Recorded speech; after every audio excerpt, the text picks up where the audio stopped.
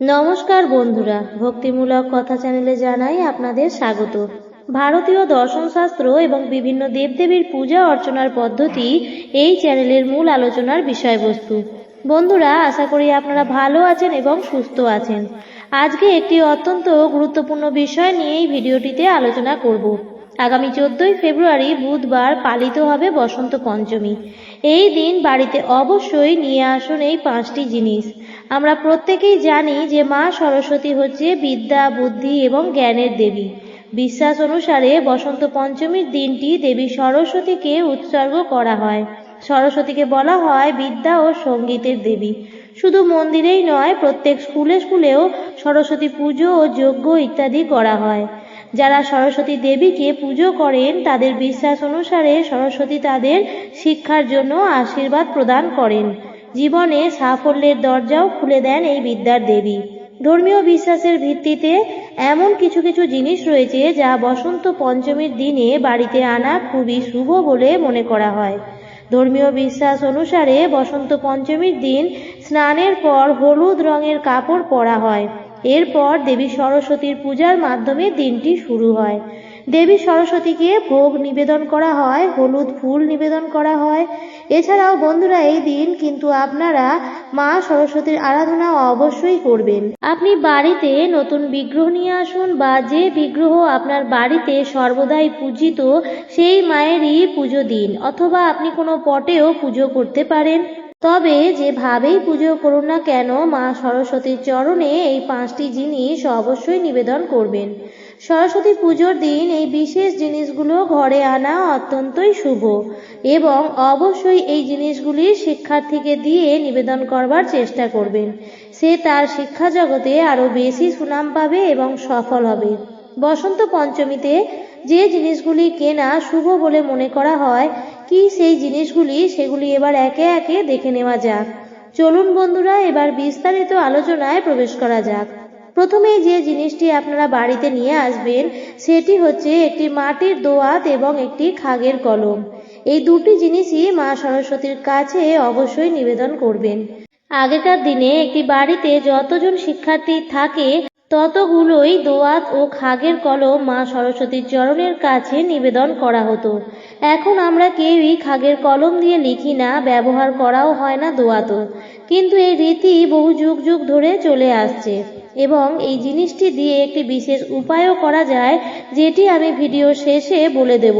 তবে নতুন একটি মাটির দোয়াত এবং খাগের কলম অবশ্যই নিয়ে আসবেন এবং সেই নতুন মাটির দোয়াতে আলতা ভরে তার মধ্যে খাগের কলমটি দিয়ে এবং দোয়াতটির ওপর একটি নারকেলি কুল দিয়ে মা সরস্বতীর চরণের কাছে নিবেদন করতে ভুলবেন না। বাড়ির শিক্ষার্থী থাকলে তার হাত দিয়ে সেটি দেওয়ার চেষ্টা করবেন।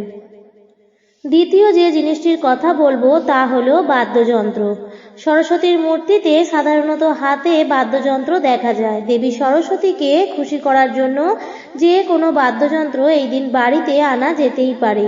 আপনি বা আপনার পরিবারের কোনো সদস্য যদি কোনো ধরনের বাদ্যযন্ত্র বাজাতে চান বা বাজাতে পছন্দ করেন, তাহলে এই দিনে অবশ্যই একটি নতুন বাদ্যযন্ত্র পারলে কিনে নিয়ে আসতে পারেন, কারণ এই দিনে নতুন এই বাদ্যযন্ত্রটি কেনার জন্য অত্যন্ত শুভ বলে মনে করা হয়। তৃতীয় যে বিষয়টির কথা বলবো তা হলো দেবী সরস্বতীর মূর্তি বা ছবি। আপনারা অনেকেই হয়তো সরস্বতী পুজো করার কথা ভাবছেন, কিন্তু হয়তো মূর্তি বা ছবি ঘরেতে নেই। তাহলে এই দিন একটি সরস্বতীর মূর্তি বা ছবি পারলে নিয়ে আসতে পারেন, কারণ বসন্ত পঞ্চমীর দিন সরস্বতীর মূর্তি আনা সবচেয়ে ভালো এবং যে মূর্তি বা ছবিটি আনবেন সেটি অবশ্যই বাড়ির ঈশান কোণে রাখবেন। কথিত আছে যে এটি বাড়ির বাচ্চাদের উপর ভালো প্রভাব ফেলে ও লেখালেখিতে বা পড়াশোনায় মনোযোগ বৃদ্ধি পায়। চতুর্থ যে জিনিসটির কথা বলবো তা হলো নারকেলি কুল। এটি ছাড়া সরস্বতী পুজো অসম্পূর্ণ। সমস্ত দেবী দেবতাদের কিছু নির্দিষ্ট প্রিয় ফুল বা ফল থাকে, তাই দিয়েই তাদের বার্ষিকী পূজাটি করা উচিত। সরস্বতী পুজোর দিন নারকেলি কুল অবশ্যই মা সরস্বতীকে ভোগ হিসেবে নিবেদন করবেন এবং তার আগে ভুলেও নারকেলি কুল মুখে তুলবেন না। বন্ধুরা, এর পেছনে কিছু বৈজ্ঞানিক কারণও আছে। এই সময় পরিবেশ যেরকম থাকে তাতে বেশি আগে যদি কুল খেয়ে ফেলা হয় তাহলে কিন্তু নানা প্রকার শারীরিক অসুস্থতা দেখা দিতে পারে।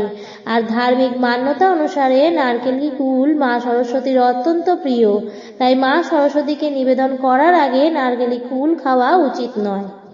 এরপর যে জিনিসটির কথা বলবো তা হলো ময়ূরের পালক। ময়ূরের পালক মা সরস্বতীর অত্যন্ত প্রিয়। ভগবান শ্রীকৃষ্ণের সাথে সাথে আরো অনেক দেবী দেবতার অত্যন্ত প্রিয় হচ্ছে এই ময়ূরের পালক। ময়ূরের পালক বাড়িতে রাখা অত্যন্তই শুভ। ময়ূরের পালক ঘরে রাখলে অনেক বাস্তু দোষ ঠিক করে এবং ঘরের মধ্যে পজিটিভ শক্তির বৃদ্ধি করে। এবং কোনো বাচ্চা যদি লেখাপড়ায় অমনোযোগী হয় তাহলে তার পুস্তকের মধ্যে ময়ূরের একটি পালক রাখতে পারেন। তাতে তার পড়াশোনায় মন বসবে এবং জ্ঞান অর্জনের আকাঙ্ক্ষা বৃদ্ধি পাবে। সরস্বতী পুজোর দিন দুটি নতুন ময়ূরের পালক অবশ্যই বাড়িতে নিয়ে আসবেন এবং মা সরস্বতীর কাছে নিবেদন করবেন। পরে সেই ময়ূরের পালক দুটির মধ্যে থেকে একটি ময়ূরের পালক রেখে দেবেন আর একটি আপনাদের বাড়িতে যে শিক্ষার্থী আছে অথবা লেখাপড়ায় অমনোযোগী কোনো বাচ্চা যদি বাড়িতে থাকে তাহলে তার বইয়ের মধ্যে সেই ময়ূরের পালকটি রাখতে পারেন, খুব ভালো ফল পাবেন। এরপর যে জিনিসটির নাম বলবো তা হলো পলাশ ফুল অথবা হলুদ রঙের ফুল। সমস্ত দেবী দেবতাদের কিছু প্রিয় ফুল থাকে এবং কিছু প্রিয় ফলও থাকে। মা সরস্বতীর প্রিয় ফুল হচ্ছে পলাশ ফুল।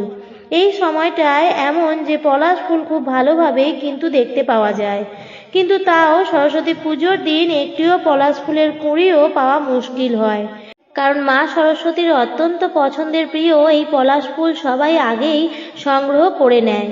তাই বাড়িতে যদি কোনো শিক্ষার্থী থেকে থাকে তাহলে তাকে অবশ্যই পলাশ ফুল দিয়ে মা সরস্বতীর অঞ্জলি দেওয়ানোর চেষ্টা করবেন। যদি একটিও পলাশ ফুল জোগাড় করতে না পারা যায় তাহলে সেক্ষেত্রে কাঁচা হলুদ রঙের ফুল দিয়েও অঞ্জলি দিতে পারেন। মা সরস্বতীর কাঁচা হলুদ রঙের ফুল অত্যন্ত প্রিয়।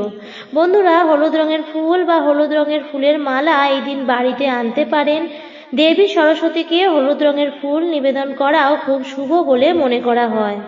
বিশেষ করে এমন শুভ একটি দিনে বাড়ির প্রধান দরজায় হলুদ রঙের স্ট্রিং দিয়েও ঘর সাজানো যেতে পারে। বন্ধুরা, সব শেষে যে জিনিসটির কথা বলবো তা হলো বিবাহ সামগ্রী, অর্থাৎ বিয়ের কোনো প্রয়োজনীয় জিনিসপত্র। বাংলা ক্যালেন্ডার অনুযায়ী সরস্বতী পুজোর দিন থেকেই বসন্তকালের শুরু। বিশ্বাস করা হয় যে বসন্ত পঞ্চমীর দিনে যখন ভগবান শিব ও দেবী পার্বতীর বিবাহের আচার শুরু হয়েছিল, এই দিনই তিলক উৎসব হয়েছিল। এই কারণেই বিবাহ সংক্রান্ত সামগ্রী কেনার জন্য এই দিনটি বিশেষ একটি দিন। এই দিন বিয়ের গয়না, সাজসজ্জা অথবা জামা কাপড় ইত্যাদিও কেনা যেতে পারে। এবং বন্ধুরা, আপনাদের যদি কোনো রকম কোনো গাড়ি কেনার পরিকল্পনা থেকে থাকে তাহলে আপনারা এই দিন নতুন গাড়িও কিনতে পারেন, কারণ এই দিনটি একটি অত্যন্ত পবিত্র শুভ একটি দিন। এই সরস্বতী পুজোর দিন নতুন যানবাহন কেনা অত্যন্তই শুভ হয়। এবার বলবো বন্ধুরা, ভিডিও শুরুতেই বলেছিলাম যে মাটির দোয়াত এবং খাগের কলম অবশ্যই নিবেদন করবেন। বন্ধুরা, এই দোয়াতটি আলতা দিয়ে পূর্ণ করবেন। এরপর এই দোয়াতের মধ্যে যে আলতাটি আছে, সরস্বতী পুজো হয়ে যাওয়ার পর যারা শিক্ষার্থী আছেন তাদের সবার কপালে সেই আলতা দিয়ে তিলক লাগিয়ে দেবেন এবং সরস্বতী পুজোর সারা দিন সেই তিলকটি কপালে থাকতে দেবেন।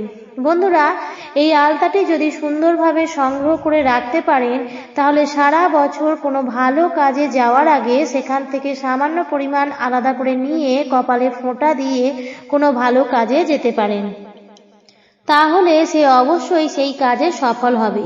বন্ধুরা, সরস্বতী পুজো হচ্ছে শুধুমাত্র শিক্ষার্থীদের জন্যই নয়, সবারই আরাধ্যা দেবী। তাই সবাইকেই মায়ের আরাধনা করা উচিত, কারণ জীবনে জ্ঞানের প্রয়োজন কখনোই কিন্তু শেষ হয় না। আজকের ভিডিওটি এই পর্যন্তই। ভিডিওটি দেখে যদি ভালো লাগে তাহলে এই ধরনের আরও ভিডিও পাওয়ার জন্য অবশ্যই চ্যানেলটিকে সাবস্ক্রাইব করে রাখবেন এবং ভিডিওটি থেকে যদি সমৃদ্ধ হয়ে থাকেন তাহলে এই ধরনের আরও ভিডিও পাওয়ার জন্য ভিডিওটিতে একটি লাইক করবেন এবং পারলে আপনজনের মধ্যে শেয়ার করে দেবেন। ভিডিওটি দেখার জন্য অসংখ্য ধন্যবাদ।